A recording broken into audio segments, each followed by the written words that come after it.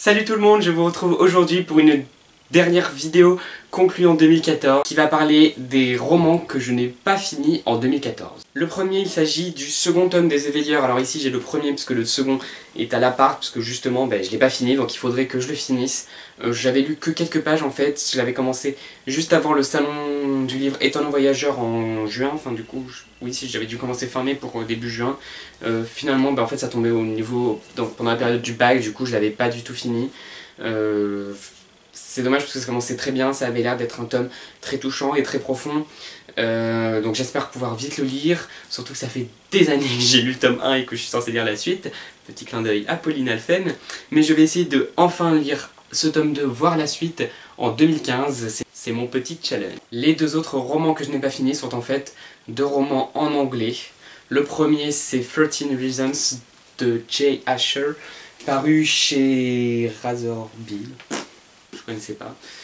Donc 13 raisons de Jay Asher en français que j'avais trouvé d'occasion à Bouligné. Bon, le problème c'est qu'il y a des trucs écrits dans le livre, enfin c'est un peu bizarre. Enfin au début je comprends encore, mais après, bon, enfin bon, bref. Et donc je l'avais commencé, j'avais lu que quelques pages, mais ça avait l'air pas mal. Et puis ensuite j'ai dû enchaîner sur une autre lecture, je sais plus quoi, et du coup c'est un peu tombé à l'abandon. Donc j'espère pouvoir le finir en 2015. Et le second, c'est I'll Give You the Sun de Jandy Nelson, paru chez Penguin, non The Hall Books, mais qui dépend de Penguin. Et donc c'est l'auteur de...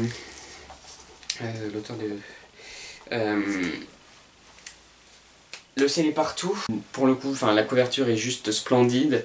Le roman était très touchant. J'ai lu 144 pages sur une 300 je crois, 340. Et malheureusement, j'avais pas du tout le temps de lire. Et du coup j'ai préféré me concentrer sur des romans en français plutôt que sur ce roman en anglais.